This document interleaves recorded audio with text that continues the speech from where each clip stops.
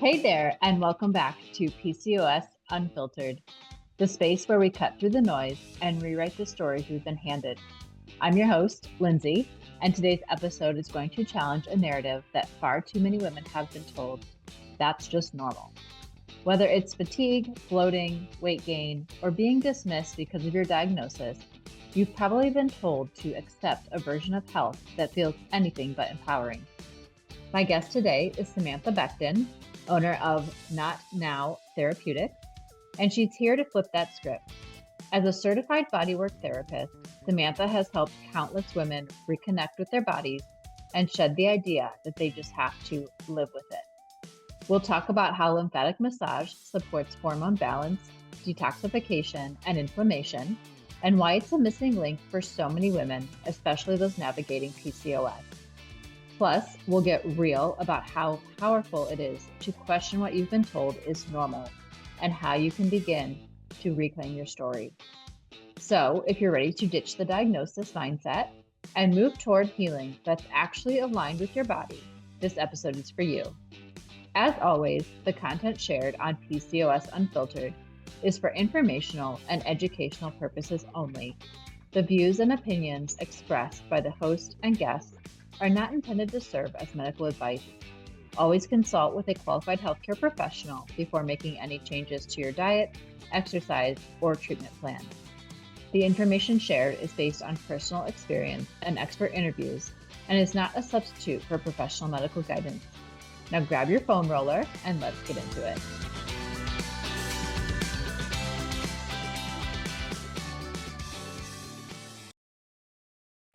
Welcome. Super excited to have Samantha here with us today. Is it, I guess, Samantha, Sammy Tay? What do you prefer?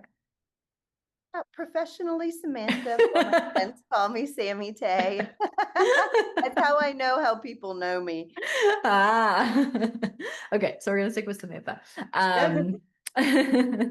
But yes, thank you for being here. This is definitely the movement side of things that I have not talked about on my podcast. So let's kind of dive right in. And of course, I want to hear about you, how you more about what you do, how you kind of got into that, which we'll kind of cover a little bit later as well. But yeah, tell us all the things. All the things. So I've been a professional body worker for 25 years. I very fresh out of high school, realized college was not my jam. And I feel actually so fortunate now to have gotten my massage license like all of those years ago. Because it's really been the foundation of everything. And then actually I was more of a high level athlete and dancer. So I really I was young. And so I kind of took that route and I always just kept the massage thing in the background. I would trade dance teachers and things like that. But because I was a high level athlete and I did dance performance and fire performance and aerial acrobatics and all these things, I gravitated more towards working with people in pain instead of going to a spa massage or something like that. And then through my own injuries, which I'm sure we'll get into more in depth later, through my own injuries and wanting to go deeper and my own inability to receive the healing that I was looking for within the confines of the traditional medical model. I did end up going to school and studying physical therapy. And while, I say I didn't learn anything there in that school, and I really didn't learn anything that helped me with my problem that was this chronic pain issue in my shoulder, but being able to work in physical therapy for over a decade and working with people in chronic pain and working with people with very significant issues and transitioning to women's health and things like that, I got to see so much. I got to see so much, and more importantly, how medically mismanaged people are. Yeah. And because of that, because I didn't, because of that, and because when I was working in PT and giving people actual tools to really help themselves, things that they could do at home.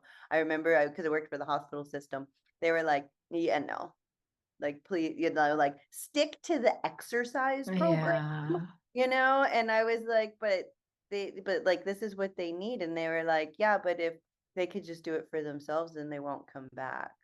And that's when I really, like, I guess up until that point, I still had this naivety that like the healthcare system is there to help you. And I don't mean that nicely, kindly, and lovingly, you know what I mean? But that's when I really realized that it is a business and that it does not make money if you are independently well and you're managing your own self. So what I do now is I do that for people. I'm able to do that. I'm able to help people online and give them the tools and give them the strategies so that they can be independent in their self-care, so that they can get up and down off the floor in their 90s, and not just be stuck in this revolving door, what I actually refer to as the healthcare hamster wheel. Because once you get on it, that wheel starts spinning. And then you're just on it, right? And you can't stop, and it's just going. You're going to all these specialists and you're going to all these people, and you don't even know how you even got on the wheel or where it's even going, but you're spinning around in circles. And then everybody's just pointing back to the other person, like, don't know, go, and it's all this thing. And then sometimes when you get off the wheel, you feel a little dizzy and sick, like what It's just true. happened, Yeah.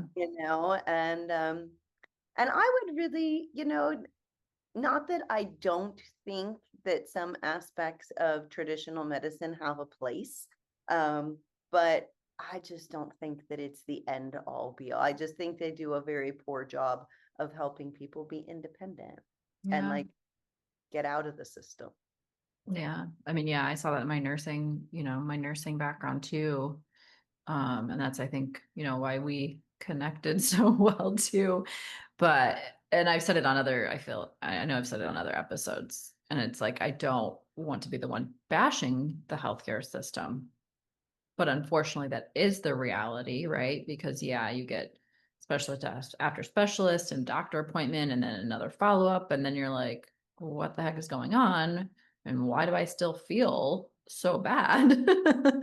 um, it's unfortunately, yes, it says healthcare system, but it's more of a sick care system, right? I mean, It and is. yeah, that's the reality, unfortunately. So it's I not know. really for managing chronic conditions. And that's the thing too. Sure, like it can play a role if you're doing all the other things and working with like coaches like, like us. Yeah. Yeah. And that's it. You know what I mean? Like, obviously, like my specialty is more in pain relief and things like that. So like, and you have like a different specialty than I have, Hmm. but like I see it all the time where people are just like, oh well, I just went and got an injection, and I'm like, yeah, but what else are you doing? Oh well, I feel better, and then they're Yeah. like, oh, it wore off, you know what I mean? I'm like, oh, you didn't like, if you need that to be able to do the X, Y, and Z, right? Like, I'm not Exactly. so many, same as you. People think that I'm like against medications and Yeah. against injections. I'm not, so long as it's not the only thing you're doing. And that's just not like, oh, well, we'll just do injections until it's bad enough that you need surgery, Yeah. Yeah. and not actually working on the muscular, not working on the joint integrity, not working on anything, because Mhm. the actual injections in and of themselves actually make the joint integrity worse, Yeah. as you know, Yeah. steroid use is the number one cause of osteoporosis. So Yeah. like, you're just going to inject that right in there over and over again. It degrades the bone, it degrades the tendons. You just can't feel it, and it Until you just, do. and Yeah. then it I almost think it just like it makes it worse, so that you do need surgery, but it's just they're collecting that money, $1,000 a pop for these cortisone injections, but they're never like, hey, are you doing therapeutic foam rolling? These are things that you can do to improve your joint health, and then there's that confusion that people think, we're going to get into this, I'm sure, that it's just normal. Yeah. Getting Yeah. older, it's a normal part of aging. Arthritis is normal. All these things are normal, and it's not. It's normal. I say it's common. It's actually not normal I love because that. we, I mean, what's normal about our lives right now? That's true. Yeah, it's very, very true. All So right. yeah, so that does kind of take us right into what we're talking about. Um, yeah, what are some things that you are hearing more and more people say? I love what you said that yeah, it's common, but it doesn't make it normal. So what Yeah, are some of those things that you're hearing? well, just like like a normal blood pressure is 120 over 80, which is actually quite high. But Yeah. but when you have a really unhealthy system where people are consuming really unhealthy foods and all of these things, and we're more sedentary and we have so much stress. Yeah, that's going to Mhm. be, we're going to take the average and the normal is going to be high. So, regardless, anyway, things that people are told are normal, notably women, right? Yeah. Because that's where we're focusing, is that pain is a normal part of getting older. Oh, arthritis is normal, you know, things like that. It's common to be leaking urine when you laugh or sneeze or cough, or not that a lot of us are jumping on trampolines anymore, but like that these things are normal. We think that it's normal, that it's Mhm. normal that we have swelling and sock lines and that our ankles are puffy. Like it's just normal. It's just normal, at headaches, like all of these Oh things. It's like, yeah. oh, I just have a headache. And what's the normal for that? Oh, well, we'll just take ibuprofen. Well, you don't have a headache because your body's having a deficiency of ibuprofen.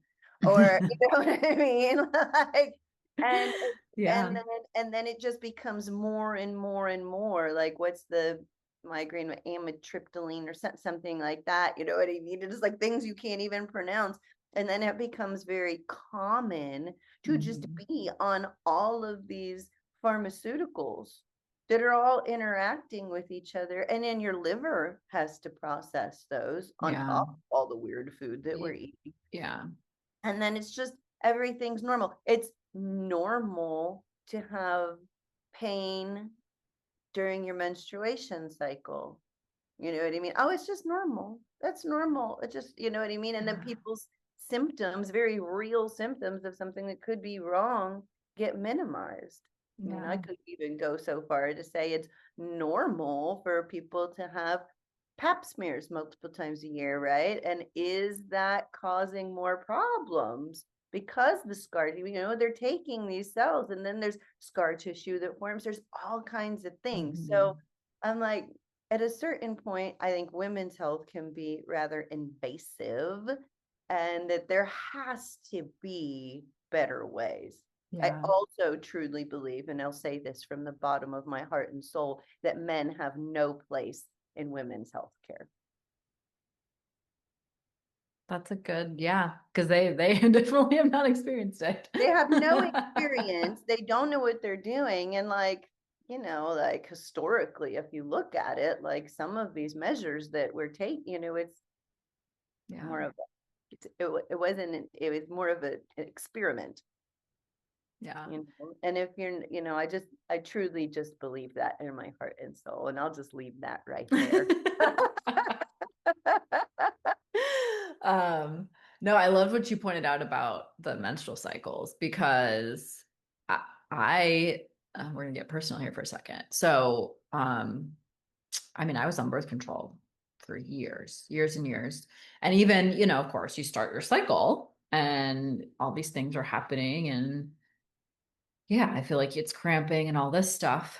Um, and so you think that's kind of normal. And then being on birth control for years, I still had, the normal symptoms, right? And sometimes they were even worse. They were getting worse until I really changed my nutrition, changed my lifestyle, finally got off birth control. And it's funny too, because even my GYN was like, well, do you remember how your periods were before this? And I was like, yeah. And so when I first talked to her about it, she kind of scared me. into like not going off of it. And so finally I was like, I'm making the decision and going off of it. And my periods are, I mean, they've never been better. They've they're like Amazing. yeah. And I was like, oh my gosh, this is actually possible. And then if something is like, from the next month, if I feel it a little bit more, then I'm like, huh, something might be going on and I might have to reevaluate some things. But even then it's nothing like it was in the past. And so yeah, I think that's a huge takeaway there, is that you can actually, just because people, especially at a young age, women get told that, cramping and heavy bleeding and stuff are normal. No. No. And, part of the work that I do with people, and it's so funny because people don't even think about the physical aspect of this. And so, like that we sit with our legs crossed, contracting all of our pelvic floor, and then hunching for like how many years did you sit? Oh, yeah. You know what I mean? We're like this, hunched over, pushing down on all of our organs, Oh, yeah. contracting everything. All of that's getting tightened and smashed, and like fascia like contracting down. Like, how could anything work effectively? One of the number one things I work on with my clients, mostly women, is to stop sitting cross-legged. And you would be shocked how much resistance I run into for that one thing, because people think they've been told that they're that they have this diagnosis, and so that it's like something out here that happened to them, and they just feel so powerless over the fact that they could actually be doing something. Exactly. You know what I mean? And like when I talk to people about this posture, I mean, I've literally had people be like, that can't have anything to do with it. And I was like, have you tried? Stop. You know what I mean? Give it a week and just Yeah. see. And it's amazing because we don't think about it. We've sat in school for 12 years. We sat in college. We sit to eat. We sit in our cars. We sit at our desks. We sit and sit. And we're compressing Oh, all of yeah. our bodies are designed to be standing up and moving. Yeah. Right. Yeah. And we're compressing why do we have such sluggish digestion? Well, if I eat a big meal and then compress all of my abdominals and my organs and small and Exactly. large intestine, like how is that going to move through there actually if I'm not up and moving it? Yeah. So it's just like, it's Wow. like little things like that people we don't associate with, oh, well, I had to have my gallbladder taken out. But why, Yeah. I, I just don't get the like, let's just treat the symptom and not like try to understand, well, why? Yeah. That's a huge takeaway. I mean, like it makes total sense, but I'm sure a lot of people don't think about that. Yes, we know sitting is bad, but to think about it in that sense, I think that's huge. Like if anybody listening, it's like that's a huge one right there. Seriously. Yeah. And then I like, and you'll see me online, you see it all the time where I'm like, sitting with your legs crossed is one of the worst things you can do. Oh People are like, yeah. oh, I just uncrossed them. Like, what I mean? I'm like, like, how are you gonna? And then I see them like also because I'm on Complain Book. Because then this very same people are like, oh, my back and my hip and my this, and I'm like, stop. And they're like, oh, well, that can't be it. Yeah. Like, okay. I have to catch myself because I travel quite a bit. So especially on the plane. But I've definitely yeah, definitely it's top of mind. So I'll occasionally catch myself and then I'm like, congrats. Sure. And But it's that's probably my ladylike. biggest culprit. Yeah. It's Yeah. ladylike, right? We've been taught Hmm. that is ladylike. Every lady that you see on TV wearing those god awful heels and skirts, you know what I mean? And ding, ding. And so we Yeah. start to emulate. Or granny said like that, or mom said like, we forget that they had pelvic floor dysfunction and were peeing themselves, right? But Yeah. if being ladylike means that I'm 4-to-1 more likely to have a total hip replacement, that I'm more likely to have cramping with menstrual cycle, that I'm more likely to have pain with intercourse, that I'm more likely to have urinary incontinence. I'd rather not be ladylike. Yeah. Yeah.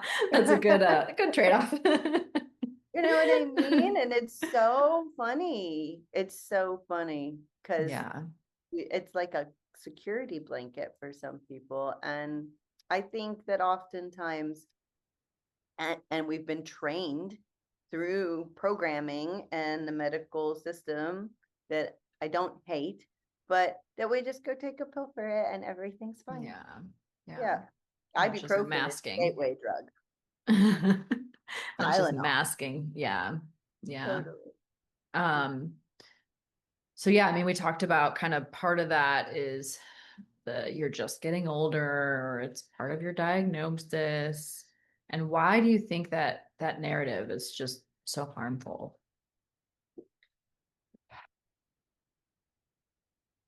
Because it excuses finding real healing and it minimizes your actual experience. And then these are people that we trust. We have been programmed hook, line, and sinker to trust the things that doctors say to us.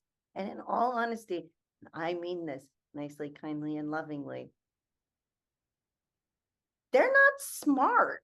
You know what I mean? Like, if all they're learning is how to write the prescription for the symptom, you know what I mean? Like, what else are they doing? Yeah. You know what I mean? I've been in relationships with doctors. My ex-boyfriend was a gynecologist, OBGYN, and so obviously I have some feelings. But when and that's actually spawned a lot of how I feel about that profession. But even when I was having pelvic floor dysfunction and I knew what to do for it, because I went and trained and studied pelvic floor dysfunction, and I had my pelvic floor one and whatever. And I was like, well, why am I using that when I have a trained professional? Right. And I'm like, can you just go like really? And he was just like, I don't know what those muscles are. I don't know what that is. And I was like, what do you know what I mean? And we think that because somebody is something, they know something. So when they're just like, you're just getting older. You just need to lose some weight. You just need to da, da, da, da, da. It minimizes our experience and it disempowers us from believing that there is a different experience. Yeah. And then we can excuse not having to work on it because our doctor told us that it's just normal. Yeah. Yeah. They're the authority figure. That's what we've been trained to think, is that they're the authority. But I mean, I've said it to clients before, you know, there are doctors out there that finished last in their class. So just because we know them as the authority figure doesn't mean that they were at the top of their class. And yeah. And I mean, gosh, I'd be like, go on Google, look up the doctors who are diagnosing people with cancer and treating them that don't even have cancer. Look at, how some doctors were treating our Olympic athletes. Look at, what I mean? Just because somebody's a doctor doesn't necessarily mean that they're a fantastic human being. Yeah. Yeah. Yeah. And in general, I mean, they're not taught that stuff. They're not taught what we know. They're not taught about nutrition or all the, the bodywork stuff that I mean, that's just not part of it. And so, it takes a team, really. Yeah. And I mean, obviously, okay, so like if my appendix ruptured and I needed to have my appendix out, I'm not going to try to do that at home myself. No. It's like, somebody get me the scalpel. Exactly. I know where it is. Like if I fell off my motorcycle and I have a bone sticking out of my leg, I'm not going to be like, I'm going to, you know what I mean? Like, obviously, those are situations where I would probably go to a medical professional, but like daily health stuff, chronic pain issues, headaches, like my periods are heavy, I'm not going to those people because I know what they have for me. I know what they have for me. And if I want that, I can figure that out later. But I've been around the block long enough to know what it offers me. And again, not that I'm down on the medical system. I think it's good for what it's good for, Mm-hmm. but just being a doctor only tells me that you had enough money to put yourself through school and you passed the test, and that you want to make money. Yeah. Yeah. So based on your experience, what happens emotionally and physically, for these women that just accept that? I think that there's a lot of depression that happens. I think that we feel like there's something wrong with us, that we're broken. I mean, I've struggled with my own personal issues. I remember for years going to all these people and they tell you there's absolutely nothing wrong with you. This is in your head. I've had that said to me, and I'm like, no, and you have to fight. And some people just don't have that fight. I do, but some people just don't, Yeah. they just sink into this depression. They feel disempowered.